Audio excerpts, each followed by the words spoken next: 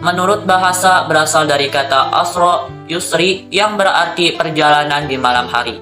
Sedangkan menurut istilah, Isra adalah perjalanan Nabi di waktu malam hari dari Masjidil Al-Haram di Mekah menuju Masjidil Al-Aqsa di Palestina dalam waktu relatif singkat.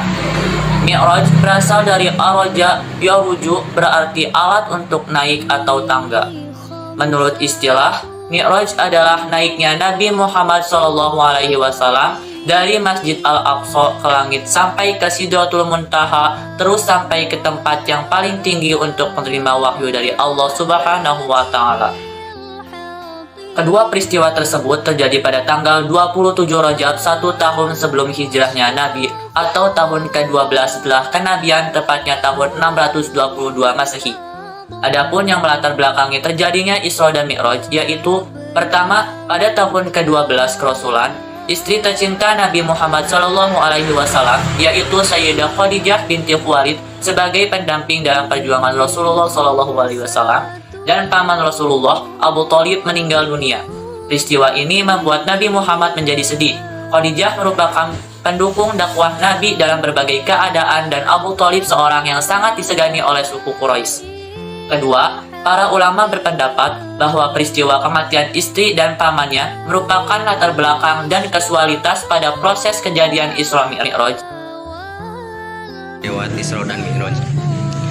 Diceritakan dalam suatu riwayat bahwa pada suatu malam terbukalah atap rumah Rasulullah SAW di Mekah diiringi dengan turunnya malaikat Jibril menjemput Rasulullah. Lalu Rasulullah dibawa ke Ka'bah. Di dekat Ka'bah, Rasulullah berbaring antara tertidur dan terjaga. Kemudian malaikat Jibril memegang beliau, lalu membelah dada beliau di antara bawah leher sampai pusar. Hati beliau dibersihkan dan disucikan dengan air zam-zam yang kemudian dipenuhi dengan iman dan hikmah, serta diliputi dengan sikap belas kasih, ilmu, keyakinan, dan keislaman. Lantas Rasulullah ditangkupkan kembali. 1. Keajaiban Isra. Di dunia, Rasulullah menyaksikan dunia dalam bentuk perempuan tua.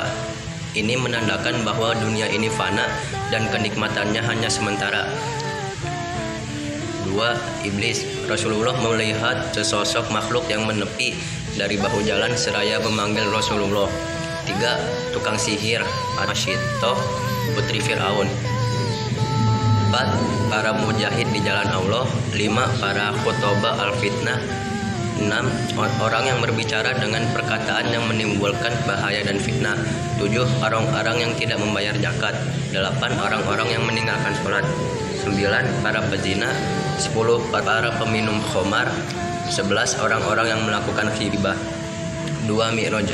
Di langit pertama, Nabi Muhammad bertemu dengan Nabi Adam dan malaikat Jibril meminta Rasulullah untuk memberikan salam yang disambut Nabi Adam dengan salam yang lebih baik sambil menyambut kedatangan Rasulullah serta mendoakan kebaikan baginya, layaknya sambutan seorang ayah kepada anaknya.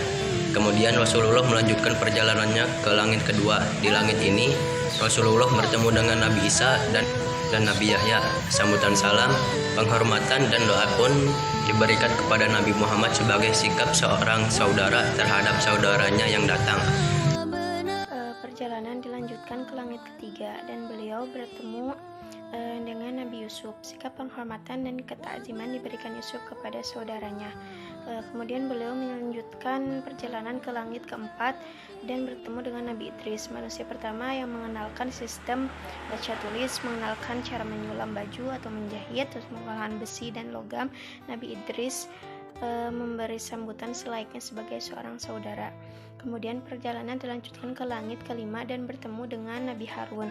Kemudian Rasulullah naik ke langit keenam dan berjumpa dengan Nabi Musa alaihissalam. Perjalanan terakhir Nabi Muhammad ke langit ketujuh bertemu dengan sahabat Allah Subhanahu wa Ta'ala, bapaknya para nabi, yakni Nabi Ibrahim alaihissalam. Sewaktu bertemu, Nabi Ibrahim sedang menyandarkan punggungnya ke Baitul Ma'mur, yaitu suatu tempat yang disediakan oleh Allah Subhanahu wa Ta'ala kepada para malaikatnya. Setiap harinya tidak kurang dari 70.000 malaikat masuk. Kemudian Nabi Ibrahim alaihissalam mengajak Nabi Muhammad pergi ke Sidratul Muntaha sebelum bertemu dengan Allah Subhanahu wa Ta'ala untuk menerima perintah wajib sholat. Sidratul Muntaha merupakan sebuah pohon yang menandai akhir dari batas langit ketujuh. Masih dalam hadis yang sama, Nabi Muhammad SAW menceritakan bentuk fisik dari Sidratul Muntaha, yaitu berdaun lebar seperti telinga gajah dan buahnya yang menyerupai tempayan besar. Namun ciri fisik Sidratul Muntaha berubah ketika Allah Subhanahu wa taala datang. Bahkan Nabi Muhammad SAW sendiri tidak bisa berkata-kata menggambarkan keindahan pohon Sidratul Muntaha. Di Sidratul Muntaha inilah Nabi Muhammad SAW berdialog dengan Allah Subhanahu wa taala untuk menerima perintah wajib sholat 5 waktu dalam sehari. Di hadapan Allah Subhanahu wa taala, Rasulullah mendapat perintah sholat dengan mewajibkan sholat 50 waktu kepadanya dan juga umatnya. Setelah menerima perintah tersebut, Rasulullah kembali ke bawah dan bertemu dengan Nabi Musa. Nabi Musa menyarankan kepada Nabi Muhammad untuk meminta keringanan kepada Allah Subhanahu wa taala. Setelah 3 kali menghadap Allah Subhanahu wa taala, Nabi Muhammad akhirnya diberi keringanan oleh Allah Subhanahu wa taala untuk melaksanakan sholat 5 waktu. Tuntas sudah perjalanan Rasulullah melakukan Isra dan Mi'raj. Keajaiban yang dilihat Rasulullah dalam Mi'raj. 1. Malaikat Malik penjaga neraka. 2. Al-Bayt Al-Ma'mur. 3. Sidratul Muntaha. 4. Surga. 5. Arsy. 6. Rasulullah melihat Jibril dalam bentuk aslinya. Hikmah perjalanan Isra dan Mi'raj Nabi Shallallahu Alaihi Wasallam. 1. Pengakuan keagungan Allah. 2. Penguasaan sumber daya alam. 3. Kesucian diri, kekuatan iman dan pengetahuan. 4. Penguasaan teknologi. 5. Memimpin dalam segala bidang. 6. Konsultasi dengan yang berpengalaman. 7. Menjadikan sholat sebagai inti kehidupan.